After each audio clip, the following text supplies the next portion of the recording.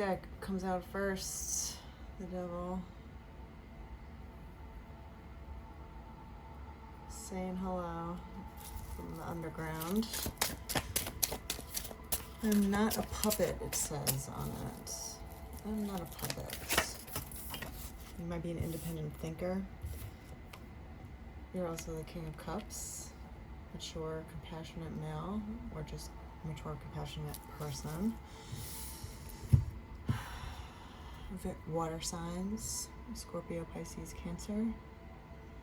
We're just very emotionally in tune. You're not a puppet to love. You're not easily manipulated through love with your heart.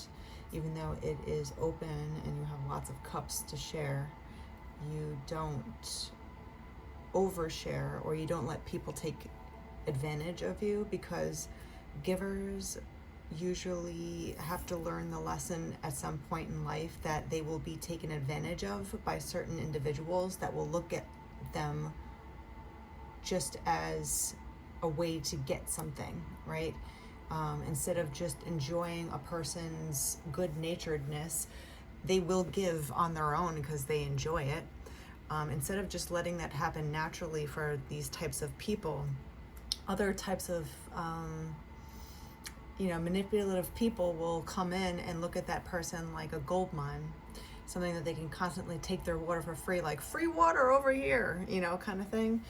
And instead of just letting everyone in the line, get a little drink, they take every type of container known to man and they hog the line, they hog the water line, right? So this person is saying that they're not a puppet to that, because you have to mature enough to get to the King of Cups to learn that lesson. You're not going to be the king, right, of Cups if you don't know that lesson already, or if you haven't,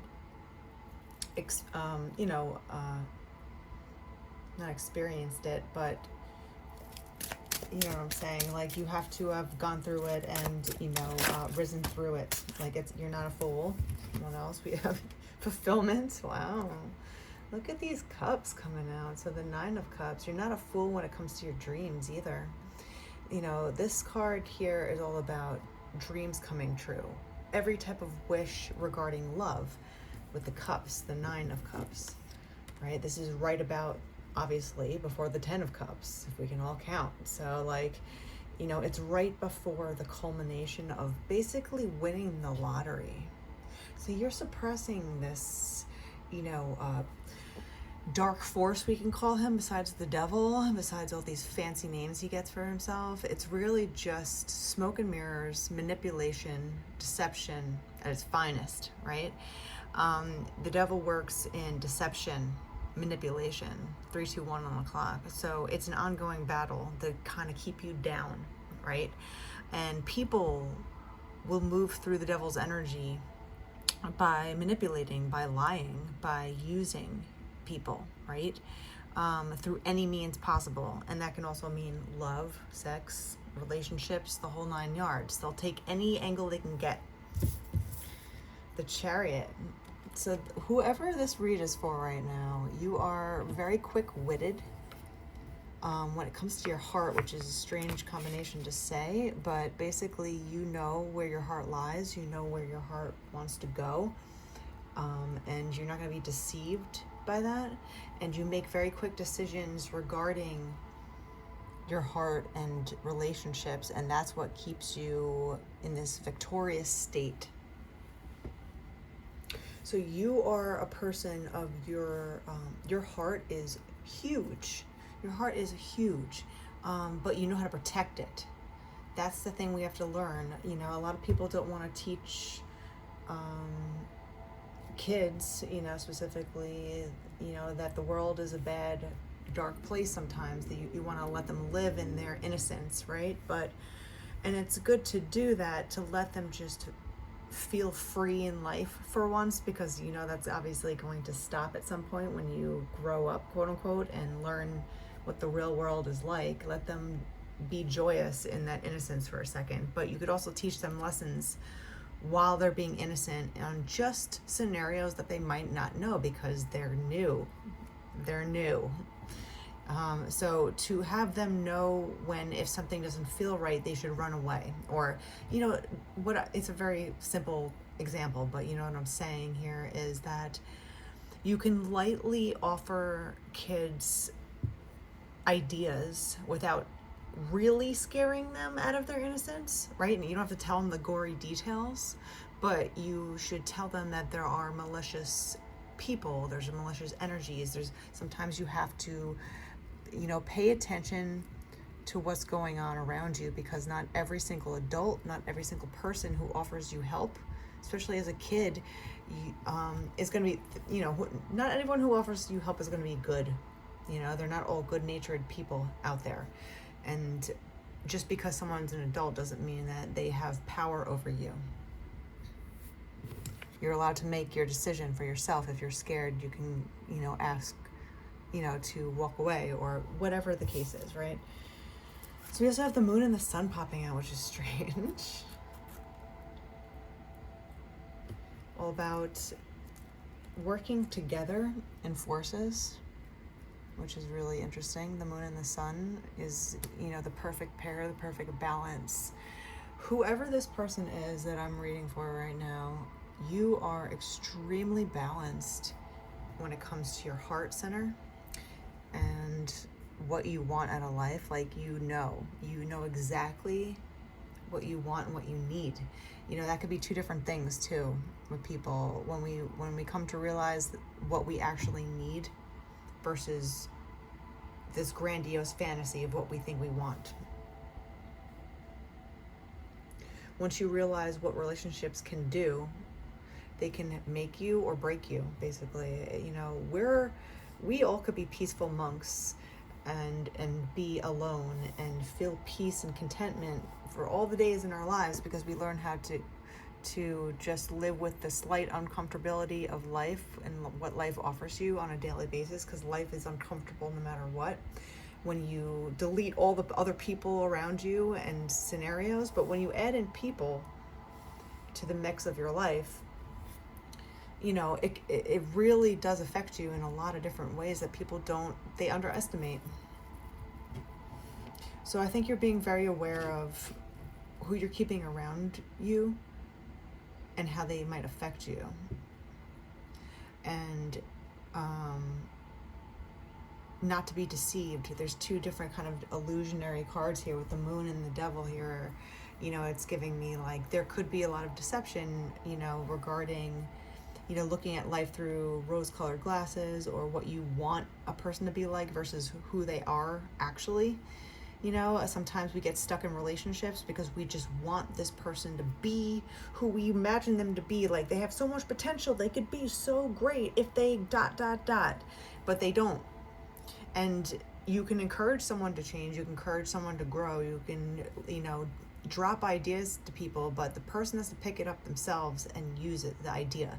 If the person isn't doing anything to change because they want to change, you have to learn to be like, all right, I'm falling in love with a shoulda, coulda, instead of just, you're falling in love with an idea of someone versus the reality of what's actually happening, and also assessing the situation if it is changing or if the person is making an effort to change.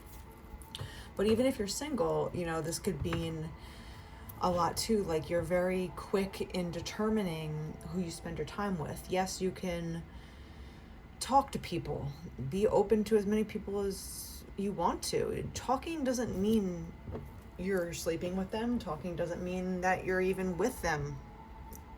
Talking doesn't even mean that you're on a date sometimes.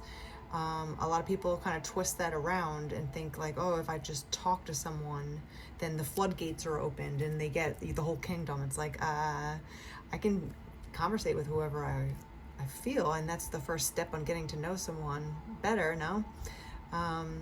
But even if you go on like a first date or something like that, and you quickly make a decision on like, okay, this is not really aligning, I'm seeing things that I just don't know if I want to deal with.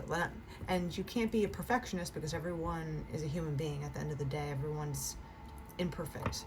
Everyone has issues. Everyone has things that they work on constantly. We're not perfect, people walking around. But there are certain red flags that are red for a reason, meaning no, always.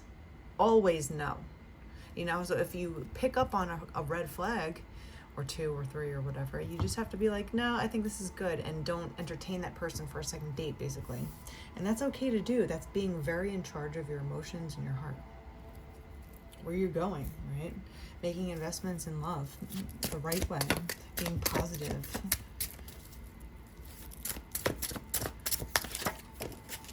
Ace of Wands, you know, you're trying to find this new opportunity with it's apparently love, a new beginning. It could be a new beginning in your relationship with someone now, or it could be a new beginning in just with someone new altogether. But there's a lot of enthusiastic cards here. There's a lot of uplifting, beautiful cards here. And I think you're really balancing how to do this, how to navigate finding what you want the right way and very in a balanced way. You're balancing out your options. You're balancing out, you know, positive and negative feelings that you might have, because we all go through ups and downs of this sucks, this is fun, this sucks, this is fun, this is disappointing, this is, you know, like exhilarating, like, and you have to learn how to be flexible as much as possible with what life throws at you, because you cannot control life. You can. A lot of people get into these obsessive compulsive disorders, or just, you know, ways that they try to control life because they feel out of control everywhere.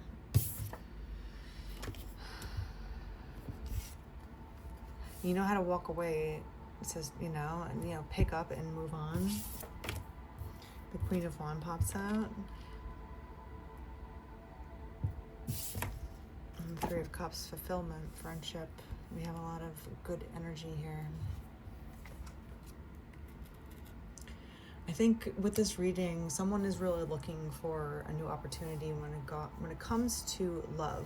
They've grown in amazing ways, and now they're looking for their counterpart, like fire and water together, Queen of Wands and the King of Cups. That's steamy, you know. It might be this opposites attract kind of knowing. When it's balanced right, it could stay steamy, but, you know, one outdoing the other will extinguish the other out. So, but with the Moon and the Sun, we have the Two of Pentacles, the Balance card, coming together with this new opportunity, keeping the, you know, deception at bay to go after things that are going to make you extremely happy with the Nine of Cups here. Learning how to walk on fast, right? You're just like, thank you for your time, ma'am or sir, and that was a nice conversation, but sayonara, you know. So I think this is a very emotionally balanced person here. You are emotionally balanced in your approach to love, dating, relationships. You know how to make decisions wisely and fast, because we're not going to get stuck in decision making. Like, you know exactly where you're going. You know when to pick up and leave, you know, and just move on. There's no harm or no real disrespect here, you know, involved. It's just about like going towards your Nine of Cups, you know, getting this place where you can share. Three of Cups again, and you know exactly what you're looking for. So if this is you are extremely devoted to finding what's going to make you happy here. And I see you actually being very successful at this, because the way of your decision making is very clear, and you're not wasting any time making decisions, which is ultimately going to make you find your Ace of Wands, find this new opportunity faster, because you're not dilly-dallying in bad relationships.